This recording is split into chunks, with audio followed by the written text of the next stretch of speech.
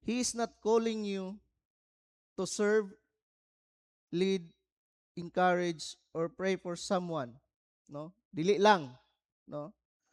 Dili lang siya, wala lang siya nagtawag, no? Kanato para mo serve, no? Mo serve sa ato isig ka tao, mo lead, no? Mo encourage, no? Or we pray for them, no? Dili lang tama ni ana, no? He also gives you what you need, no? Ang Dios naghatag kanato og unsa ang atong gikinahanglan sa paghimo sa iyahang tawag nganhi kanato, no? Dili lang nang tama na ikaw kanang adto dito sa kuan, no? Pero ikaw na bahala sa imong kaugalingon, no? Wala ningon si Ginoong Kristo niya ni, no? Sa diyang gi-send out ta niya o gitawag ta niya, iya kitang gi-equip, no? Munang dili gid ta angay mabalaka, no?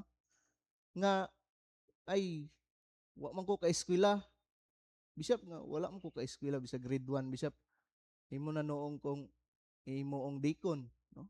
Or kanang utal-utal man ko mo istorya bisap nga unsaon ang nako pag-share sa pulong sa Ginoo ni ini, no? Nga mabulol man ko, no? Or dili man ko anad makig-atubang og tao, no? Or prangkar ba ko mo istorya bisap kanang basig kanang dili na noon dili na noon ma-encourage ang sa katao kung mahiubos na noon, no?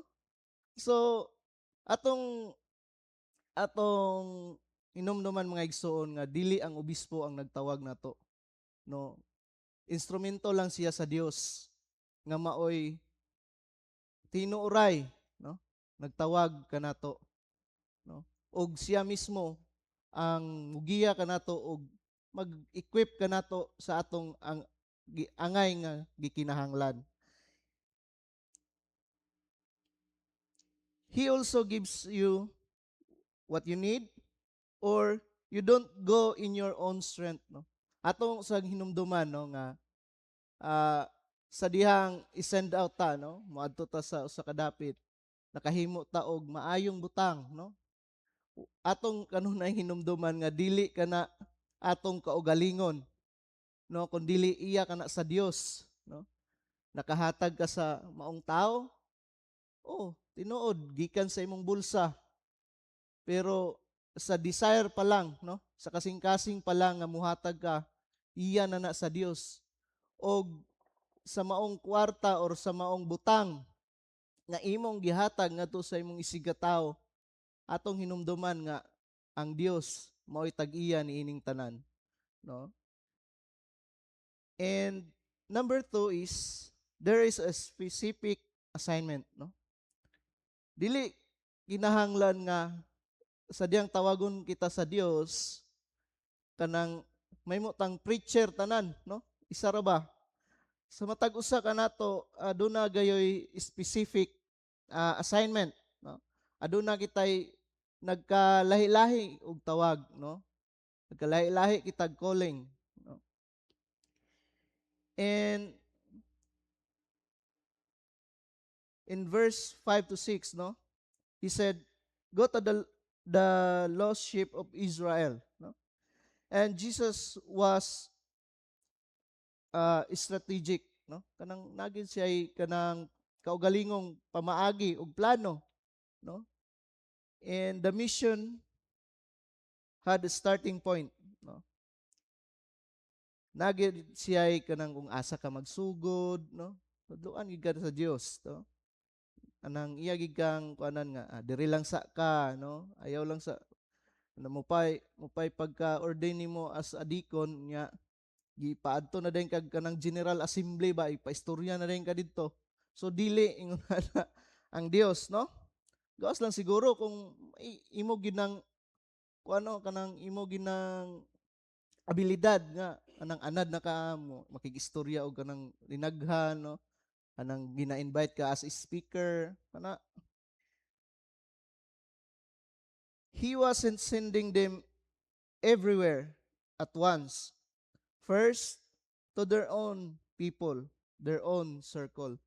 So, ningon siya diya sa iyahang diya sa verse 5 and 7 nga go to the lost sheep of Israel. Pero before, ningon siya diya sa verse 5 na nga ah, ayaw mo pag-adto sa ah, mga Gentiles, ayaw sa mo pag-adto diri sa mo sa inyuhang mga kaliwat, no?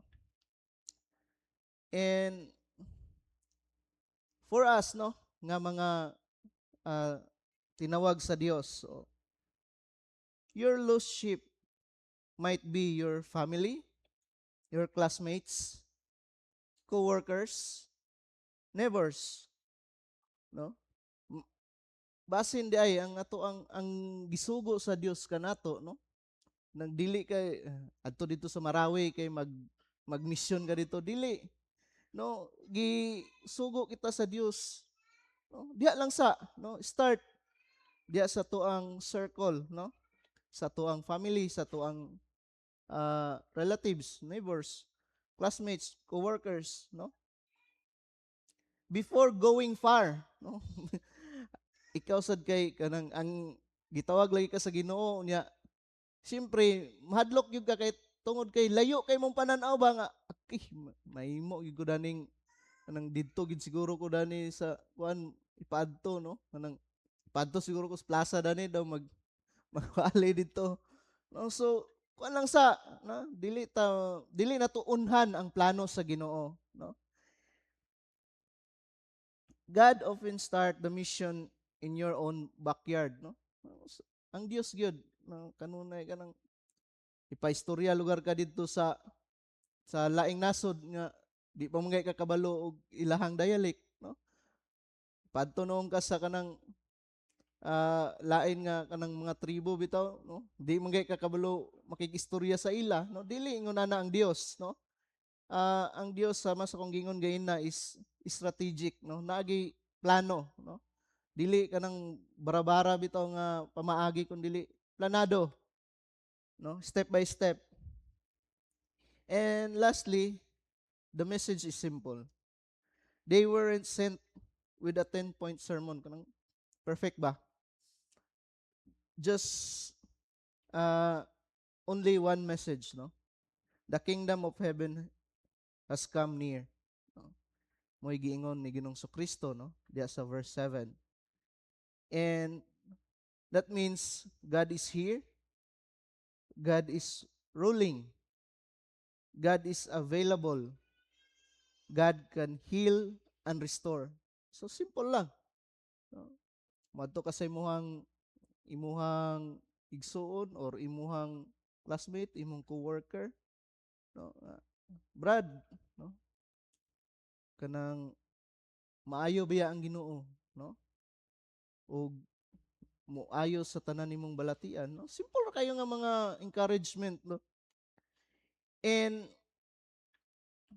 you don't need perfect words, no? Dili nga nginahanglan o kanang maayo kayo nga mga pulong nga makalukmay sa tao nga makatuo dayon, no? Dili, you just need to point people to Jesus, no? Imo ra gyung giyahan, no? Ang tao ngadto kang Ginoong Kristo. Dili gid ingon nga pinaagi sa imong mga mabulawanon nga mga mensahe, no? And also, no, in addition, uh, bisan pa gani, no, ka nga ang usa niini, no, sa iyang 12 ka disipulo nagbetray kaniya apan tungod kay gitawag siya, no, sa Dios, no, tungod kay kining mga butanga manggod ato manggod gyapon ning pagpili, no, kung ato bang talikdan ang nagtawag nato, no, ato bang talikuron, no, ato bang i-betray, no, nganong betray kay talikuron man na sa imo bang traidoron, no? So ato man ang pagpili, no? So but Judas Iscariot was called, no? And it is his choice, no, to betray Jesus, no? And your life, your story, your kindness, no? Diya sa imong kinabuhi, no?